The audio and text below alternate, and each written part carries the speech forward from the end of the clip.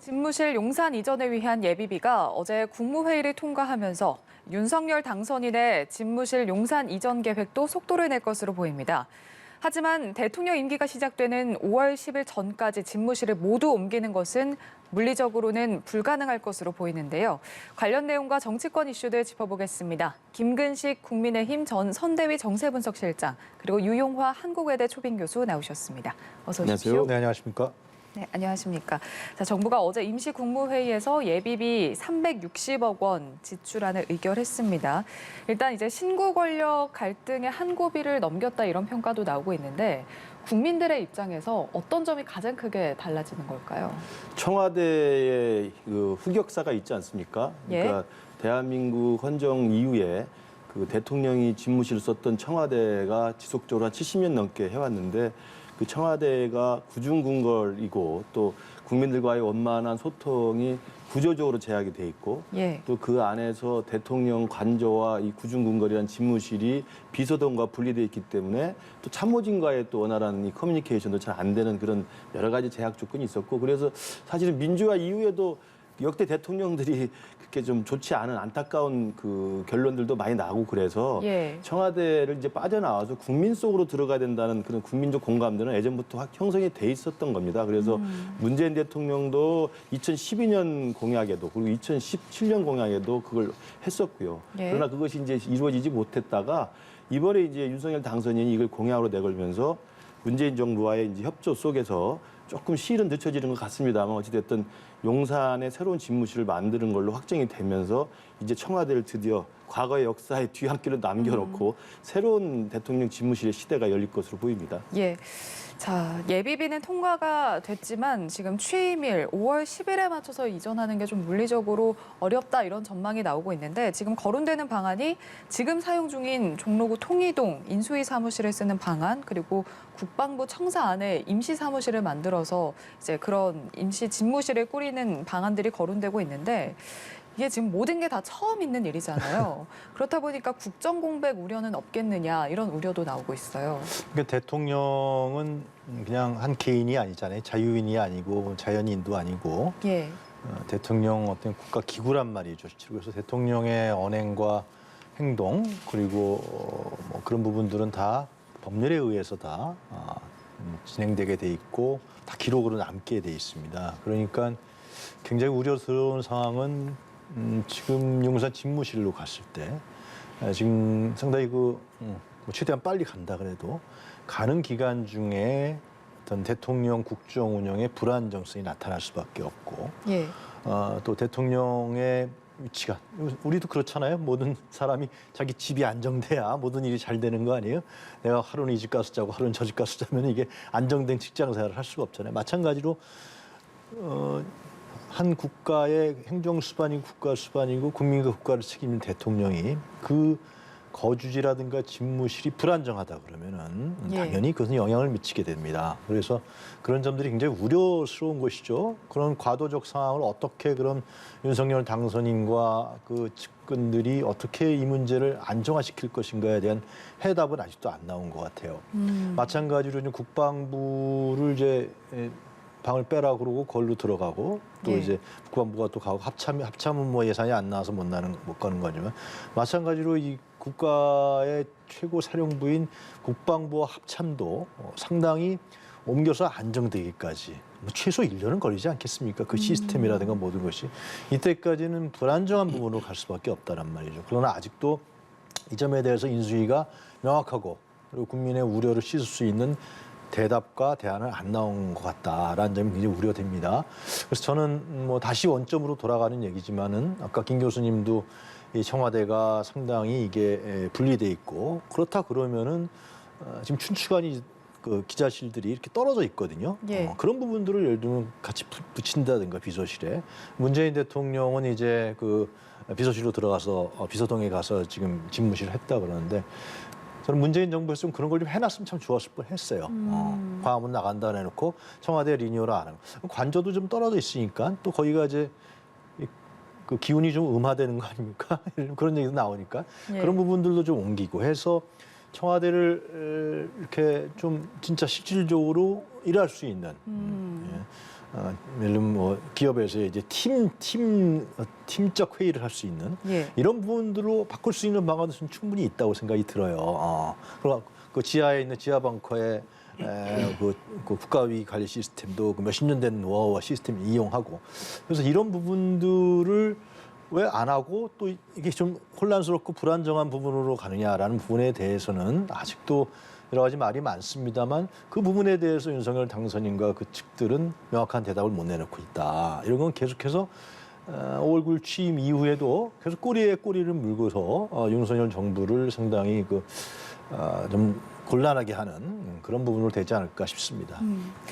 말씀하신 부분과 관련해서 지금 청와대는 이제 건물들이 따로 있는데 이제 용산 집무실에 가게 되면은 1층에 기자실이 있고 3층에 이제 대통령 집무실을 설치할 것으로 보이는데 자 일단 한 건물 안에 다 있다는 점 이게 좀 효율적인 측면에서는 좀 이점이 있을 것 같긴 하거든요. 이게 이제 백악관 모델인데요. 예. 백악관에 가보면은 그 대통령 집무실은 오벌 오피스가 있고 오벌 예. 오피스 문을 열고 나가면 바로 비서실장 방이 있고요. 또 바로 조금 가면 보좌관실이 있고 부통령실이 있고 또 회의실이 있기 때문에 같은 공간 내에서 그러니까 같은 층에서 대통령과 참모들이 수시로 소통할 수 있는 구조가 되어 있는 거죠. 근데 지금 청와대는 아시는 것처럼 집무실을 가더라도 차를 타고 가야 될 정도로 멀리 떨어져 있고 또 집무실을 갈 때마다 경호실에 비표를 또 받고 확인하고 가야 됩니다. 예. 그러니까 오벌오피스에서 문 열고 나와서 대통령이 부통령이나 그 비서실장 만나는 구조하고는 완전히 다른 구중궁궐이 되는 것이죠.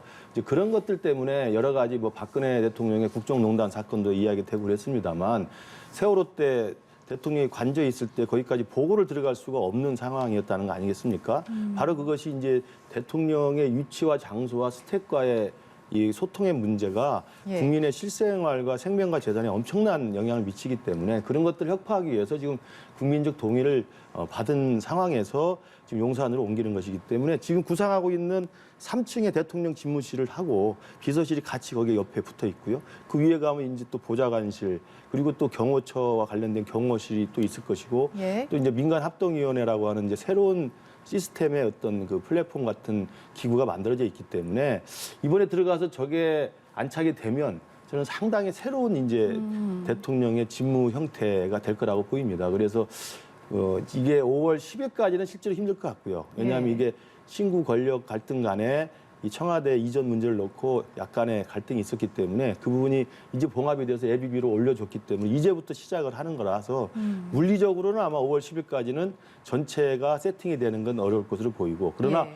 어찌됐든 대통령 집무실만큼은 용산에 있는 국방부청사에 들어가서 일을 시작하기 그것을 목표로 해서 지금 진행을 하고 있는 것으로 보입니다. 그래서 예. 새로운 대통령의 그 업무 환경 그리고 새로운 대통령 집무실의 스태프과의 소통 체계 그리고 새로운 국민과 대통령 집무실 간의 거리의 어떤 이 열린 공간 이런 것들이 아마 새로 시도하는 것이어서 앞으로 이제 평가를 이후에 또 받게 될 거라고 생각이 됩니다. 예, 말씀하신 대로 지금 건물 구조만큼은 일단은 업무 실효성 측면에서는 굉장히 개선이 되는 측면이 있는데 이게 실제로 뭐 만남이라든지 소통, 보고 체계 이런 부분도 좀 많이 개선이 돼야 이런 부분이 좀 효과를 낼 수 있지 않을까 싶은데요. 그래서 제가 되풀이 되는 말씀입니다만 예. 미국의 화이트하우스라든가 뭐 유럽의 모델들 굉장히 좋잖아요. 상당히 대통령과 비서들과의 소통이 원활하고 일상적으로 할 수 있는.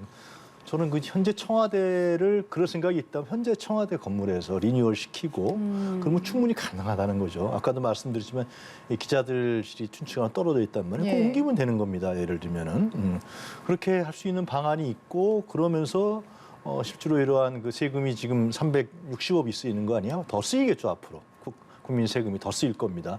앞으로 용산으로 간다 그래도 시스템 문제라든가 국방부 합참이 이전하는 문제 여러 가지 세금이 쓰이는 건데 굳이 그럴 이유가 있느냐라는 부분에 대해서는 아직도 합리적인 그 이해가 안 가는 거죠. 후퇴호를 놔두고서 청와대를 리뉴얼 시키고 예를 들면 청와대도 개방을 해서 백악관처럼 거기에다 앞마당 해서 언제든지 대통령이 나가서 공원에 온 국민들을 만날 수도 있는 것이고 그리고 지금 다 이제 북악산 북측까지 다 개방을 했잖아요. 문재인 네. 대통령이. 거기서 시민들이 또 거의 둘러볼 수도 있는 것이고 이러한 좀 합리적이고 상식적인 방법이 있는데 왜 상당히 많은 국민 세금을 써가면서 그렇게 옮겨야 되는 이에 대해서 그것이 새로운 정부고 새로운 대통령의 이미지가 되는 것인지 그런 점에 대해서는 아직도 저는 의심을 거둘 수가 없습니다. 그 부분은 그 문재인 대통령도 2번 공약을 했던 내용입니다. 그러니까 예. 이제 새로운 대통령 집무실을 만들어 내겠다. 그리고 국민 속으로 들어가서 광화문 시대를 열겠다는 걸 문재인 대통령이 누차 공약했던 것이고 그게 이제 보안이나 경호나 현실적인 제약 때문에 이제 포기를 했던 건데 예. 그걸 윤석열 당선인이 받아가지고 지금 새롭게 시도를 하는 것이기 때문에 그리고 이미 결론이 난 것이기 때문에 된 이후에 여러 가지 보완할 문제점이나 이제 새로 세팅을 하는 거기 때문에 그 조심해야 될, 유의해야 될 여러 가지 지점을 말씀을 하는 건 좋습니다만 이게 가는 게 이해가 안 된다는 것은 제가 볼 때 이제는 조금 격려 내지는 조언 그리고 권고를 하는 게 맞지 예. 그 자체를 이해를 못하겠다 이야기하면 문재인 대통령이 그러면 2012년 16년 공약에서 그 이야기를 왜 했겠습니까? 청와대라고 하는 것이 과거에 왕조 시대의 궁궐과 같은 조직이고 소통 체계라는 건 다 알고 있기 때문에 예. 21세기의 대한민국 대통령이라는 사람이 국민과 함께 있는 게 얼마나 좋은 모습입니까? 그런 모습이 될 수 있도록 여러 가지 보완점이나 유의해야 될 대목이라든지 이런 것들을 좀 같이 문재인 정부를 지지했던 분이나 윤석열 당선인을 지지했던 분들이 같이 의견을 모아가는 과정이었으면 좋겠습니다. 알겠습니다. 뭐 그 좋은데요. 좋은데 그러나 그러한 부분에 대한 우려 사항은 분명히 전달을 해야 되는 것이고 그리고 정부 종합청사가 차라리 예를 들면 광화문 그 부분에 대한 검토도 인수위 측에서 상당히 깊이 있게 한 거로 알고 있습니다. 예. 그러다가 이제 갑자기 용산 광화문으로 가는 건 재앙이다. 그래서 용산으로 가게 된 것인데 전에도 이 시간에 나와서 말씀드렸습니다. 재앙적 대통령제라는 것은 이미지가 중요한 게 아니라 제도고 그리고 구조고 권력 구조에 대한 문제다. 그거에 대해서는 지금 한마디도 얘기를 안 하고 있지 않습니까? 지금 대통령 권력이 엄청난데 거의 전 세계에서 우리나라 대통령 권력이 거의 탑에 들어갈 거예요. 실제로. 미국 같은 경우도 연방제니까 실제로 내치는 연방에서 담당하고 이러한 외치라든가 외교안보 국방을 중앙정부에서 담당하는 우리나라는 안 그렇단 말이죠. 이런 부분들을 기억하고 개선한다. 이런 부분들과 함께 나간다. 그러면은 좀 더 이전하는 부분에 대해서 같이 이제 논의를 할 수가 있을 것인데 이런 부분들은 하나도 없이 이게 구주궁궐이었다. 그래서 아까 그 말씀 해주시는 게 좋죠. 그래서 네. 구주궁궐이었다. 그러니까 청와대를 나와서 용산으로 간다는 걸 이해 못하겠다는 말씀보다는 용산으로 가는 김에 지금 말씀하신 그 권력, 그 제왕적 권력제, 제왕적 대통령제를 좀 개선할 수 있는 방안을 같이 고민해봤으면 좋겠다. 아니 그러니까 제가 그런 이야기를 하는 게 낫지. 그러니까. 이게 가가지고 결정이 돼가지고 예산까지 네. 책정이 됐는데 가는 걸 이해를 못하겠다. 왜 가려고 하나? 그거는 제가 제가 볼 때 좀 그 생산성 있는 권유의 말씀은 그 아니에요. 이제 김근식 교수님의 입장인 것이고 네. 어느 것이 생산성이 있는지 어느 것이 비생산적인지 어느 것이 소비적인 것인지 어느 것이 반국민적인지는 이제 판단의 영역은 다른 것 같고요. 그래서 이제 이런 부분들도 우리가 이제 그 보수 언론에서도 일단 청와대에 들어가서 꼭 용산으로 고집하지 말고 되풀이되는 얘기입니다만 그게 이런 게 되풀이되는 이야기잖아요. 많이 했는데 하여튼 이미 종결된 이야기인데. 하겠다니까 그러니까.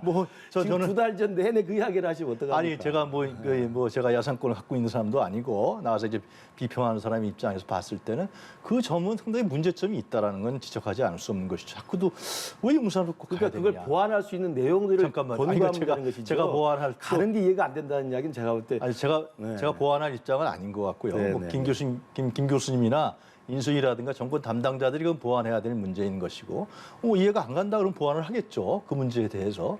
그래서 여러 가지 지점들이 하여튼 저는 잘 합리적이고 상식적으로 이해가 안 가요. 그거는 저만의 생각은 아닐 겁니다. 아마 많은 국민들이 그렇게 생각하고 있기 때문에 그러면 어떻게 윤석열 당선인 측이 이걸 이해시킬 거고 설득시킬 거냐라는 점에 대한 합리적인 지점은 안 나오고 있거든요. 그것을요 안보의 공백이 있거나 국정 집무실을 옮기는 과정에서 고려해야 될 지점들을 빈틈없이 하라는 이야기를 하는 거하고 예. 청와대를 떠나는 이유를 모르겠다. 청와대 그대로 있어야 된다고 말씀하시는 건 다른 차원이라는 거죠. 청와대 있는 게 낫다라는 그 우리 유 교수님의 말씀은 이제는 예비비까지 책정이 돼서 문재인 대통령도 오케이한 내용이기 때문에 이제라는 과정에서 챙겨야 될 여러 가지 문제점들, 보완해야 할 문제점들, 뭐 나아가서 아까 말씀하신 제왕적 대통령제를 어떻게 바꿀 것인가 이건 뭐 대통령 개인의 문제가 아니라 전체 여야 정치권이 협의해야 될 문제 아니겠습니까? 그런 예. 것들을 이야기하는 거하고 청와대를 나오는 이유를 모르겠다. 왜 청와대 좋은 데를 놔두고 용산을 굳이 가려고 하느냐. 그런 얘기는 아니죠. 저도 이 자리에서 김 교수님한테 평론이라는 거죠. 청와대를 나와서 어떤 새로운 시대를 열겠다는 부분에 대해서는 찬성을 했었죠. 그렇죠. 찬성했고 네. 보수 언론에서도 이따가 나와라. 그 점에 대해서 반대하는 사람은 별로 없을 거예요. 근데 나오는데 좀 기간을 갖고서 좋은 적합지를 찾아서 나오지. 왜 갑자기 용산으로 들어가서 국방부가 멀쩡한 국방부 갑자기 쫓겨나게 생겼고 합참도 이전하게 이걸 급하게 하는 이유를 이해 못하겠다라는 것이죠. 예. 두 그 점은, 교수님 말씀이 다 지금 일리가 있습니다. 이제 본질적인 부분을 좀 짚어주신 아니, 거고. 결정이 된 부분에 대해서 그럼요. 결정이 됐으니까 결정이 된 부분에 대해서 힘을 실어주는 잠깐만요. 게 결정이 좋다고 됐으면 네. 그거는 권한도 있지만 책임을 지는 거거든요. 그럼요. 예, 그러니까 그 네. 책임질 문제인 것이죠. 제가 뭐 예를 그 들면 책임에 대한 이야기를 제가 하시면 문재인 되지. 정부에 있는 사람도 그 결정 아니고. 자체에 대해서 이의를 제기하면 안 된다는 거죠. 그건 이의 제기할 수 있죠. 왜 아니 못합니까? 시일이 이제 지나서 그래서 문재인 대통령하고 협의를 해서 합의를 한 거 아니에요? 아니 문재인 대통령이 뭐 저의 뭐 저것도 아니고 문재인 대통령이 예비비 통과했다 해서 그걸 따라야 됩니까? 제가? 그건 아니죠. 예, 그러니까 생산성 있는 조언을 좀 부탁드린다는 알겠습니다. 말씀이에요. 네, 좀 생산성 있는 부분을 좀 짚어주셨고 본질적인 부분을 예, 짚어주셨는데 예. 다음 이야기로 좀 넘어가 볼까 합니다. 오늘 오전에 안철수 인수위원장이 새 정부 조직 개편 방향을 발표를 했는데 일단은 현행 정부 조직 체계에서 기반을 해서 조각을 추진하겠다. 이렇게 밝혔거든요. 뭐 좀 숨고르기에 들어간 거다 이렇게 봐도 숨고르기라는 될까요? 측면도 있고요. 예. 또 하나는 이제 거대 야당을 상대로 이걸 해야 되기 때문에 정부조직법을 바꾸려면 법을 통과를 시켜야 됩니다. 그렇죠. 그러면 민주당 협조 없이는 불가능하죠. 그런데 지금 그 당선인 시기부터 이제 허니문은 거의 없이 지금 계속 갈등을 벌이고 있는 상황이어서 여기 뭐 정면 돌파해가지고 우리 공약대로 하겠다 해서 정부조직법 개편을 할 수 있는 상황도 아니고 왜냐하면 네. 이걸 발의를 해서 국회 통과가 되겠습니까? 그러니까 일단은 시간을 좀 보면서 기존에 지금 있는 정부조직법 체계에 따라서 일단 조각을 할 수밖에 없는 현실적인 그 체제를 설명을 한 것 같고요. 예. 그러다 보니까 눈에 띄는 게 이제 여가부도 일단 장관을 임명하겠다는 거 아니겠습니까? 바로 네. 이런 것이 유 교수님이 말씀하신 그렇게 이제 순차적으로 적응을 하게 돼 있는 겁니다. 그러니까 여가부 폐지를 당장 한다고 했을 때 정부조직법 개편이 불가능한데 어떻게 여가부를 폐지하겠어요? 그러면 여가부 장관을 인정한 상태에서 가면 예. 제가 그냥 전망입니다만 그러다 보면 윤석열 당선인이 임명한 여가부 장관이 있을 거 아닙니까? 그럼 여가부 장관이 여가부를 새롭게 개편을 하든지 그 내부의 역할 분장을 나누든지 아니면 다른 데랑 어떻게 새로운 어떤 리모델링을 해서 예. 여가부의 명칭을 바꾸든지 뭐 이런 식으로 해가지고 민주당과 서로 그 절충이 가능한 또 납득이 가능한 내용으로 아마 그 대통령 후보 때 했었던 그 공약으로서 여가부 폐지는 조금 더 순화되지 않을까 이런 좀 전망이 나올 것 같습니다. 유 교수님은 어떻게 보시는지요? 이건 정치적으로 해석할 수밖에 없을 것 같아요. 제가 봤을 때요. 여가부 예. 폐지는 사실상 윤석열 당선인의 공약 사항 아니었습니까? 그리고 당선된 이후에도 반드시 폐지하겠다 그랬고요. 네. 근데 이 부분이 안철수 위원장의 워딩으로 해서 그냥 가겠다라는 거 아니에요? 근데 그 점에 대해서 그러면은 이제 전 두 가지 문제를 지적하고 싶은데 첫 번째는 그러면은 새로운 윤석열 정부의 모델은 무엇이냐. 대부분 다 새로운 정부가 탄생할 때 정부 조직을 개편합니다. 그러면서 자신들의 국정운영 철학이라든가 국정운영 방향을 세운 건데 안철수 위원장 얘기를 들어봐서 좀 지난 다음에 차분하게 하겠다. 그러니까 아직은 지금 제가 역으로 말씀드리면 아직은 윤석열 정부에 대한 이런 거대 담론이라든가 국정 플랜이 준비되지 않은 게 아니냐라는 측면들을 지적하지 않을 수 없을 것 같아요. 언제쯤 이걸 할 건지라는 문제. 예. 그리고 두 번째로는 현실적으로 아마 그 고민을 했겠죠. 정치적으로 지금 이것이 통과되기가 어려울 것이다라는 생각을 했을 겁니다. 지금 네. 국무총리의 인준 문제도 국회 과반 동의를 받아야 되는 것이고 또 각 장관의 인사청문회도 있는 것이고요. 그리고 이제 민주당이 예를 들면 지금 4월 달에 뭐 특검법이라든가 각종 개혁 입법을 추진하겠다 그러는 것이고요. 그리고 이 정부 조직법마저 국회에서 가로막힌다 그러면 사실상 차기 정부 출범에 굉장한 혼란과 갈등과 이런 부분들이 있겠죠. 이런 정치 현실적인 부분들을 고려한 것 같아요. 일단은 출범을 시켜야 되니까. 왜냐하면 정부 조직법 개편이 안 되면 장관이 뭐 임명되지 않는 이런 상황으로 갈 수밖에 없기 때문에 그렇게 해서 일단 출발하지만 아까 말씀드린 것 같이 그렇다 그러면 차기 정부에 있어서 국정운영 방향이라든가 아니면 철학은 무엇이냐. 그리고 거대 담론은 무엇이냐, 무슨 정부를 붙일 것이냐. 물론 윤석열 정부를 붙이겠지만 이런 부분에 대해서는 아직은 상당히 준비가 덜 된 거 아니냐. 그런 두 부분이 저는 복합적으로 된 것이다라는 생각이 듭니다. 그 부분은 이제 인수위에서 국정과제를 선별하고 있기 때문에 인수위 과정이 끝나면 윤석열 정부의 국정 핵심 과제들이 선정이 되고요. 예. 그와 관련해서 이미 정부조직법의 현실적 국회 통과가 불가능한 입장에서는 기존의 정부 조직법 하에서 조각을 할 수밖에 없고 그와 관련해서 이제 그 플랫폼 정부라고 하는 새로운 비전들을 윤석열 당선은 갖고 있고요. 그리고 또 하나는 이제 그제 한덕수 지명자하고 이야기했습니다만 책임 장관들을 일단 최대한 강조하겠다는 입장입니다. 그러니까 과거에 지금까지 역대 정부가 장관들을 임명했지만 사실 청와대 비서실 중심으로 진행을 했던 게 많기 때문에 이제는 비서실의 업무나 내용은 축소하고 국무위원인 내각의 장관들 중심으로 이 문제를 풀어가겠다는 의지가 강한 것이어서 그런저런 풍부한 비전들이 있다고 보고요. 그 비전과 운영 방향은 이미 나와 있고 다만 장관을 임명해야 되는데 법을 바꿔야 될 문제가 있기 때문에 기존의 법 체계 안에서 장관 임명하겠다는 것으로 이해해 주시면 될 것 같습니다. 현실적으로 이제 정부조직법 개정을 하기 위해서는 민주당의 협조가 그럼요. 불가피한 그런 상황이기 때문에 잠시 속도 조절에 나섰다 이렇게 봐야 할 것 같고요. 자, 이제 50여일 남은 지방선거 지금 여야 모두 사활을 걸고 있습니다. 자, 실제로 이 지선 결과가 앞으로 여소야대 국면에서 차기 정부 국정 운영에 어떤 영향을 미칠지도 중요한데 자, 어떻게 보시는지요?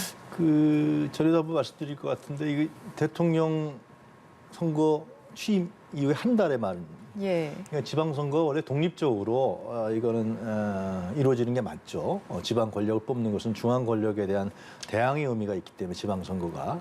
그럼에도 불구하고 우리나라는 아직도 이 중앙 정치에 상당히 지방 정치가 종속돼 있기 때문에 그래서 이 여당이 되는 당이 훨씬 더 유리합니다, 실제로. 그래서 그런 측면에서 봤을 때는 민주당에서 뭐 서울 경기지사, 뭐 인천시장, 뭐 각종 이런 부분에서 광역단체장 선거에서 불리할 수밖에 없는데 현재 나타나는 여론조사를 보면 상당히 해볼 만하다 이렇게 나타나고 있어요, 실제로. 어떤 경우에는 더 앞서는 경우도 있고. 상당히 이거는 역대의 이런 선거의 형태를 봤을 때는 다른 차이거든요. 왜 그런 거냐라는 측면에서 봤을 때는 윤석열 당선인의 지지율도 사실상 지금 역대 대통령 당선인에 비해서 현저하게 떨어져 있는 상황이고 어떤 경우는 50% 이하도 나왔었고 왔다 갔다 하는 상황이기 때문에 이것은 결국 당선인이 25만 표 차이란 거로 당선됐는데 또 불구하고 국민 통합적 요소라든가 아니면은 새로운 비전이라든가 국가 비전이라든가 하면서 국민들 함께 할 수 있는 그리고 좀 국회도 좀 끌어안고 말이죠. 민주당도 좀 끌어안고 이러한 부분들의 정치와 비전이 부족하기 때문에 나타나는 현상이라는 것이죠.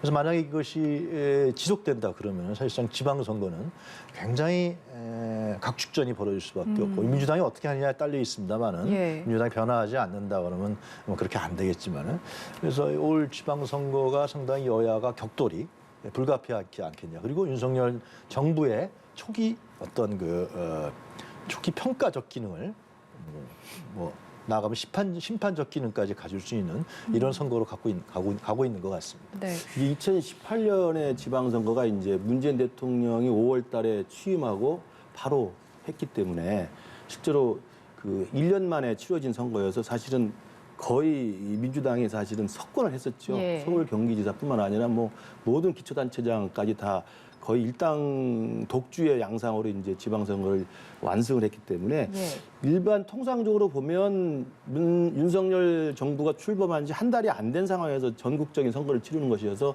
상당히 이제 대통령에게 힘을 실어주는 그런 통례의 관점에서 보면 국민의힘이 유리할 수가 있다고 봐요. 근데 이제 그 부분은 이제 여러 가지 차이가 있는 게 이제 이번 대통령 선거의 결과가 표차가 너무 없고 한 24만 표밖에 표차가 안 나고 그다음에 지금도 윤석열 정부의 어떤 허니문 기간이 없을 정도로 티격태격하고 있기 때문에 국민들이 그래서 저는 6월 1일 지방선거가 국민들의 결국 판단의 결과가 나올 거라고 보는데 말씀하신 것처럼 윤석열 당선인이 불통을 하고 독주를 한다면 거기에 대한 평가를 할 것이고요. 그러나 이것이 윤석열 당선인이 뭘 해보기도 전에 민주당에 지나치게 발목 잡는 게 아닌가라면 민주당에 대한 회초리를 들 거라고 생각합니다. 저는 그래서 윤석열 당선인 측에서는 묵묵하게 자기가 정한 원칙과 내용에 따라서 국민들만 상대해서 가면 될 것이고요. 지금 분위기로는 민주당도 그렇고 뭐 굉장히 많은 지금 정쟁화시키고 발목 잡는 양상도 드러나고 있어서 저는 국민들의 판단이 윤석열 당선인에게 힘을 실어줄 거냐 말 거냐가 문제가 아니라 윤석열 당선인이 독주와 불통으로 가느냐 아니면 민주당이 정말 아무 의미 없는 발목 잡기를 하고 있느냐 이것에 대한 평가에 아마 시금석이 될 거라고 봅니다. 어떤 결과가 나오든 간에. 지금 민주당에서는 김동연 대표 그리고 출마를 선언한 이제 의원들 사이에서 경기지사 자리에 두고서 좀 경선 룰에 대한 어떤 신경전이 좀 커지고 있는 것 같거든요. 좀 어떤 경선 방식도 수용을 하겠다. 김동연 대표가 이렇게 밝혔는데 당내에서 아무래도 기반이 약하다 보니까 이제 본선 티켓을 과연 따낼 수 있을 것인가. 여기에 대해서도 참 관심이 집중되고 있는데. 그러니까 이 민주당의 국회의원이나 지도부들이 알아야 될 것이 예. 죄송합니다. 이 상당히 그 정치에 참여하는 국민이나 당원들의 정도가 많이 바뀌고 있다라는 겁니다. 이번에 민주당 원내대표 경선에서도 그것은 여실히 드러났는데요. 네. 이번 경기지사 경선이라든가 서울시장 경선에서 저는 그런 부분이 드러날 거라고 생각합니다. 특히 당원들의 입김, 당원들의 주의 주장, 이것은 결국은 정치가 집적성이 강화되는 것이죠. 전에 대표라 그래서 뽑아놨는데 제대로 대표 역할도 못하고 대리인 역할도 하지 못하는 이러한 부분들이 국민이라든가 민주당 당원들을 봤을 땐 굉장히 실망스럽고 개탄스러울 정도라고 생각하고 있거든요. 예. 뭐 일부 국회의원은 그렇지 않은 사람도 있겠습니다만은 그래서 아마 경기지사에서도 저는 김동연이든 안민석이든 조정식이든 염태영이든 이 네 사람들이 과연 현재 이런 국면들 그러면 윤석열 정부가 출범하는 데 있어서 많은 그동안에 이재명을 지지했던 1,600만 명의 이상의 국민들이 그 부분을 지금 여론조사 지지율로 봤을 때는 별로 납득하지 못하고 인정하지 못하고 있는 상황이기 때문에 그 부분을 할 사람이 누구냐라는 부분에 아마 초점을 저는 맞출 거라고 생각합니다. 예. 그래서 지방선거가 상당히 그 대립되는 국면으로 갈 것 같은데 근데 김동연 대표 같은 경우는 지금 다 수용하겠다 그러지 않았습니까? 권리당원 50% 그리고 50% 여론조사. 이런 다 수용하겠다 그랬으니까 이 문제에 대해서 이렇게 해서 경선을 안민석 의원은 좀 쓸데없는 얘기도 많이 한 것 같은데 네. 그런 얘기들 하지 말고 정말 좀 대의를 갖고 자기가 된다 안 된다 이러한 소위에 국한하지 말고 이번 선거가 어떤 의미가 갖는지 이 대선의 연장성을 갖고 있는 지방선거가 될 가능성이 큽니다. 예. 그렇기 때문에 경선이 흥행하고 또 정치적 경쟁이 건강하게 생산적으로 이루어져서 정말 당원들과 국민들이 직접적으로 민주당의 정치에 참여할 수 있는 그런 기회를 만들어주는 건 좋다 생각합니다. 알겠습니다. 지금 제가 알기로는 민주당의 이 경선 룰이 네. 50% 그 권리당원 투표하고 50%의 이제 선거인단 투표입니다. 그러니까 네. 선거인단을 모집하는 거죠. 지금 대선 경선처럼. 그러니까 여론조사가 아니고요. 여론조사 50% 넣은 거지 이제 국민의힘은 여론조사를 50% 반영을 하고 그래서 민주당은 당원 투표 그리고 선거인단 모집 투표입니다. 그 선거인단 모집은 사실상 민주당을 열렬히 지지하거나 민주당의 우호적인 분들이 거기에 직접 참여해서 선거인단을 등록을 해야 되는 것이고 그래서 상당히 조직세가 굉장히 중요한 관건입니다. 바로 그러한 현행 룰이기 때문에 예. 김동연 대표로서는 지금 새로운 물결하고 민주당 합당을 한다고 합니다만 권리당원도 사실은 자기 지지세가 별로 없을 것이고 그다음에 가장 중요한 선거인단 50%도 그건 선거인단이라는 것은 전국적인 조직력이나 경기도 전체의 조직력을 가진 분들이 자발적으로 참여를 하는 모습으로 해야 되기 때문에 쉽지 않을 거예요. 그래서 경선룰을 저는 제가 볼 때 50대 50을 선거인단 50, 권리당원 50으로 가면 김동연 대표는 쉽지 않은 게임을 할 것이다. 그러나 예. 김동연 대표가 뭐 모든 걸 수용하겠다고 했기 때문에 그 결과는 두고 봐야 되겠습니다만 이제 제 개인적으로는 바로 그러한 민주당의 마른 국민 경선이라고 합니다만 그들만의 결집된 소수들에 의해서 사실은 당이 장악될 수 있는 그런 위험성이 있어서 바로 그런 부분을 어떻게 헤쳐나가는지가 저는 중요한 정치개혁의 관건이라고 생각을 합니다. 네. 자, 국민의힘 같은 경우는 이제 경기도가 상대적으로 좀 험지로 불렸는데 일단 유승민 전 의원이 출마를 선언했고 또 이어서 김은혜 의원도 이제 공식 네, 출마를 네. 선언하면서 일단은 흥행 측면에서는 성공을 할 것으로 보이거든요. 그 두 분 다 좋은 자원이기 때문에 예. 유승민 지사가 출마 선언을 이렇게 결심했을 때 김은혜 의원이 안 나갈 수도 있다고 생각을 했는데 이제 출마를 했기 때문에 예. 제가 볼 때는 둘 중에 한 명은 떨어질 수밖에 없는 구조 아니겠습니까? 그렇죠. 그러면 흥행에는 관심을 모을 것 같아요. 또 김은혜 의원이 상당히 지금 인지도가 높아져 있는 상태여서 네. 그다음에 참신함이 또 있고 또 유승민 의원은 또 그런대로 또 대선 주자로서의 확고한 또 지지와 인지도가 있고 또 경제 전문가나 또 중립적 중도적 이미지가 또 있는 분이라서 저는 둘 사이의 경선을 정말 국민들이 참여하고 국민들이 관심을 가질 수 있는 방향으로 이끌어 간다면 상당히 많은 흥행을 낼 거라고 보고 누가 되든 저는 일단 이번 대선에서는 국민의힘이 경기도에서 졌습니다마는 예. 다시 또 진 경기도에서 어떻게든 이겨서 승리를 가져와야 윤석열 정부의 차기 국정의 동력을 가져올 수 있기 때문에 아주 볼만한 관심거리라고 생각합니다. 이재명 고문이 성남 국회의원 보궐선거에 출마할 가능성이 있다 이런 전망도 나오고 있는데 여기에 대해서는 어떻게 보세요? 그 이준석 대표가 얘기한 것이죠. 이재명 고문의 본인의 입에서 나온 것도 아니고, 네. 그리고 이재명 고문의 측근의 입에서 나온 것도 아니고, 제가 알기로는 이재명 고문이 그럴 생각이 없는 걸로 알고 있습니다. 예, 그렇기 때문에 이준석 대표가 아주 그 뭐라 그럴까요? 이 나오면은 뭐 저격수를 내보내겠다 그러지 않았어요? 예, 예. 저는 아주 관행적인 그 선거 전략 같은데요. 이대남 해서 이대녀, 또 이번에도 장애인, 비장애인, 뭔가 타겟을 자꾸만 잡는 것 같아요. 그래서 자기 세력들을 결집시키는 이러한 어떤 그 정치에 있어서의 과거의 어떤 그 그릇된 부분들을 많이 좀 카피하는 것 같아서 이런 언행은 좀 조심하는 게 필요하다라는 생각이 들고요. 그리고 아까도 이제 그 민주당이나 국민의힘이나 지방 그 경선 문제가 아까 있었는데 예. 이런 건 있는 것 같아요. 그 전에는 모르겠는데 지난번 대선 후보 경선에서는 사실상 이낙연 후보가 훨씬 더 조직세가 강했죠. 그럼에도 불구하고 이재명 후보가 이긴 것은 이재명 후보는 이 커뮤니티라든가 온라인이라든가 이런 부분에서 자발적인 게 강했었거든요. 그러면서 이제 민심이 일단 당심에 영향을 미치는 그러면서 이재명 후보가 대통령 후보로 뽑혔는데 예. 그 어떻게 들으실지 모르지만은 당시에 국민의힘 같은 경우는 사실상 민심의 여론조사가 홍준표 후보가 높았는데 당을 장악한 윤석열 후보가 이 후보가 됐단 말이죠. 그래서 아마 김은혜 의원이 나오겠다라고 하는 부분도 그러한 생각을 갖고 있는 것이 아니냐라는 생각이 들어요. 지금 유승민 전 의원이 훨씬 여론조사가 좋잖아요. 굉장히 경쟁력도 있고 그러나 해볼 만하다고 나가는 것은 자기가 이제 윤석열 인수위에서 대변을 했기 때문에 그것은 뭐 대변을 하다 갑자기 나간다라는 것은 윤석열 당선인의 오케이가 있지 않으면 못하는 거죠. 그건 당선인의 입인데 네. 종용이 뭐 없었다 그러지만 하여튼 간에 여러 가지가 있었겠죠. 그런 측면에서 봤을 때는 윤심을 얻고 나가서 이기겠다라는 문제. 그리고 당심을 민심보다도 당의 조직으로 이길 수 있다라는 그런 관행에서 나오는 경험적 생각을 갖고 있는 것 같고 또 하나는 제가 생각했을 때는 아마 유승민 전 의원이 지금의 여론조사 경기지사가 되면은 이 국민의힘의 당내 역학관계를 상당히 변할 겁니다. 변할 수밖에 없죠. 유승민이라는 인물이 차기 대권 주자로 성장하는 부분이기 때문에 예.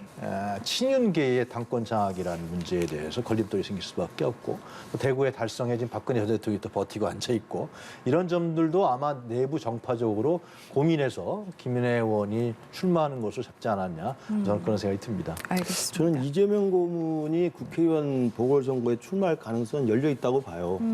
왜냐하면 문재인 대통령이 똑같은 케이스였습니다. 2012년에 대선 나와서 지고 네. 졌는데 부산 사상에서 보궐선거가 나가지고 부산 사상 보궐선거로 원내에 진입을 해서 그 원내 진입한 발판을 가지고 민주당 당대표를 해서 다시 2017년에 대선 후보가 되는 거거든요. 예. 이제 그러한 문재인의 길이 있었기 때문에 저는 이재명 후보가 지금 이제 경기도지사든 서울시장 선거든 이제 전체 6.1 지방선거 때문에 판이 막 그 요동이 치면 보궐선거 자리가 몇 개 나올 수가 있습니다. 네. 당장 송영길 대표가 서울시장 후보가 되면 인천 계양에도 보궐선거 자리가 나고요. 그다음에 지금 나온 것처럼 그 경기지사를 하기 위해서 조정식 의원이 되든 뭐 안민석 의원이 되든 거기도 자리가 날 수밖에 없는 것이고 예. 심지어 성남시장과 관련돼서도 지금 성남시장에 민주당의 현역 의원이 후보가 되면 거기도 자리가 나는 거거든요. 그래서 저는 뭐 장소는 특정할 수 없지만 그 이재명 후보로서는 문재인 대통령의 길을 감안한다면 이번에 보궐선거가 좀 이른 감은 있지만 원내 진입이라고 하고는 그리고 그 원내 진입 이후에 당대표 도전이라고 하는 그런 식의 어떤 정치적 그 프로세스를 위해서는 열려 있다 가능성이. 예. 그러나 이제 그 전에 돌파해야 될 것은 이제 이른바 사법 리스크와 관련된 여러 가지 의혹들이 지금 잠재되어 있는 상황이기 때문에 그 부분에 대한 말끔한 정리가 언제 어떻게 될지 그 부분이 관건인 것 같습니다. 알겠습니다. 정치적 상황은 어떻게 될지 모르겠지만 지금 그런 얘기를 한다는 게 굉장히 이르죠. 이르고 뭐 변화한다 그러면은 네. 상황이 여건된다면 달라지만 지금으로 봤을 때는 이재명 고문이 보궐선거에 나가겠다고 지금 선언한다? 이런 건 어울리지 않는 것 같습니다. 알겠습니다. 자, 그리고 어제 이제 문재인 정부 시절에 청와대 정무수석을 지낸 최재성 전 수석이 정계 은퇴를 선언했습니다. 86세대 대표 정치인 중 한 명인데 얼마 전에는 김영춘 전 장관이 정계 은퇴를 선언했고 또 우상호 의원이 차기 총선, 지방선거에 불출마하겠다 이렇게 밝히기도 했는데 이게 지금 86그룹의 용퇴, 이 흐름으로 이어지는 거 아니냐 이런 내용의 지금 의견도 나오고 있거든요. 그렇게 되기를 바랍니다. 그러니까 민주당의 그동안 그 민주화 이후에 가장 핵심적인 기득권을 누렸던 세력 중에 하나가 바로 86그룹이기 때문에 예. 그분들이 이제는 뭐 386에 시작해서 586이라고 이름이 바뀔 정도로 20년 넘게 국회의원직을 유지하면서 당에 사실은 주도권을 다 가졌던 분들이기 때문에 네. 이분들이 이제는 민주당의 이번 대선에서 패배 그리고 민주당에 대한 국민들의 어떤 비판적인 쓴소리 같은 것들에 상당 부분 책임을 지는 것이라 한다면 그래서 아마 송영길 대표도 대선 기간에 당대표 먼저 나서서 86들의 용퇴를 내가 먼저 선언하겠다 해서 불출마 선언을 한 거 아니겠습니까? 예. 그런 이제 그 뒤로 사실은 그 386, 586들의 불출마라는 용퇴 선언이 줄을 잇지는 못했죠. 그러나 이제 김영춘 의원이 이제 정계 은퇴를 하고 최재성 의원 같은 경우 사실 아직은 뭐 나이가 젊은 편입니다만 또 정계 은퇴를 하는 모습이어서 저는 이번 기회에 그 민주당 내에 그 기득권이나 자리 다툼보다는 예. 좀 더 신선하게 이제는 후세대들에게 새로운 기회를 열어주고 그리고 86들이 민주화를 가져왔다는 기여했다는 그런 공로와 역사적 평가는 있지만 그 민주화 이후에 정치적 기득권화돼서 사실은 그 민주당의 지금의 어떤 잘못된 지점에 적잖은 책임이 있다는 점에서 본다면 역사적인 평가에 맡기고 586, 386 출신들도 이제는 좀 용퇴를 하는 그런 신선한 모습들을 보여주는 게 저는 개인적으로는 필요하다고 생각합니다. 용태론의 탄력을 받게 되고 또 이제 86그룹의 연쇄 퇴장이 이어지게 된다면 아무래도 지금 최 전 수석이 송영길 전 대표 이제 서울시장 출마를 두고 차출 아닌 자출 아니냐 이게 좀 공개적으로 비판하기도 했는데 송영길 전 대표 심적으로 좀 부담이 되지 않을까요? 저는 송영길 전 대표에 대해서 저렇게 뭐 기자회견까지 하고 김민석 의원 같은 경우는 예. 또 친문이라고 했던 사람들이 뭐 집단 서명을 하고 참 이해를 하지 못하겠어요.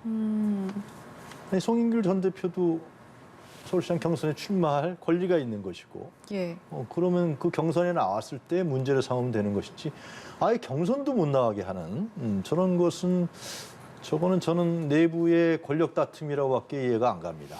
저거는 그러니까 자기가 서울 지역에 뭐 깃발을 꽂았던 사람인데 왜 인천에 있는 사람이 들어와? 예. 그런 생각마저 들고 그리고 이제 만약에 송영길 전 대표가 이재명 지사하고 가까웠기 때문에 서울시장이 되면은 자신들의 어떤 차기 총선이라든가 공천이라든가 자기의 권력 지분이 약화되는 거 아니냐. 이런 생각에서 하는 거 아니라는 생각이 들어왔고 좀 실망스럽습니다. 그렇다 그러면은 누가 다른 사람을 지금 서울시장 후보 마땅치 않잖아요, 민주당이. 예. 다른 사람을 대안으로 내세우든지 외부에서 좋은 사람을 모셔오는 그런 노력을 하든지 그렇게 하면서 선당 후사의 부분으로 가야지 송영길은 안 돼. 86그룹이었기 때문에 안 돼. 전에 대표였기 때문에 안 돼. 이것이 과연 타당한 거라는 측면들이 있거든요. 그나마 경쟁력에 있는 후보라고 상당 당원들도 인정하고 있고 그런 상황인데 말이죠. 그리고 86 문제는 전 그렇게 생각해요. 그러니까 속칭 이제 그 80년대 민주화 운동을 했던 사람들이 일부가 많이는 아닙니다. 그 다중이 간 건 아니고 일부가 정치권에 들어가서 DJ가 이제 픽업해서 들어가서 국회의원도 하고 또 잘하는 사람들도 꽤 있어요. 예. 그러나 그 이후에 그걸 기득권이라고 지금 이제 비판하는 측의 내용을 보면 안주한 겁니다. 응? 이건 뭐 정치권 전반하고도 결합되어 있는 건데 안주한 거죠. 그냥 지금 예를 들면 세상이 많이 바뀌고 국민들의 욕망과 이런 건 다양화되고 있고 특히 이제 블록체인을 통한 정치혁명이라는 얘기도 나올 정도인데 이런 문제에 대해서 기존에 안주하면서 과거의 이념이라든가 남북관계 문제라든가 이런 부분으로서 자기의 정당성을 가지면서 계속해서 유권자들에게 표를 호소했다. 물론 지금까지 됐는데 이런 점들에 대한 변화하고 진화하고 또 반성하고 성찰하는 이런 부분들로 가야 되는 것이지 나는 이제 그만할래. 나는 뭐 86그룹이었어. 이건 자기가 스스로 자기 여태까지 민주화 운동을 했던 부분에 대한 스스로 침뱉기가 되는 것이고 나머지 지금 열심히 하고 있는 국회의원들 86그룹에 이런 부분에 대해서 간접적 비난으로 가는 것이죠. 그래서 저런 부분들이 과연 진짜 반성하고 성찰한 자세인지. 반면에 송영길 전 대표를 제가 옹호하는 것이 아니라 송영길 전 대표는 대표하는데 반성도 했고 성찰도 했고 자기 기득권을 내려놓겠다 했고 대선에 진짜 이 테러까지 봐주면서 했단 말이죠. 뭐 이런 자세들의 전향성을 갖고 있는 사람에게 너는 판례니까 안 돼? 자기 자신이 진화하고 발전하지 않고 그런 부분에 대한 부분들은 마치 그냥 통째로 매도하는 이런 측면도 없지 않아 있다라는 측면에서 봤을 때 이번에 민주당의 86그룹의 어떤 용태 또 전화, 진화 이런 부분들을 좀 다시 잡을 필요가 있다 이런 생각이 듭니다. 알겠습니다. 여기까지 듣도록 하겠습니다. 김근식 국민의힘 전 선대위 정세분석실장 그리고 유용하 한국외대 초빙 교수와 정치권 이슈들 살펴봤습니다. 고맙습니다. 네.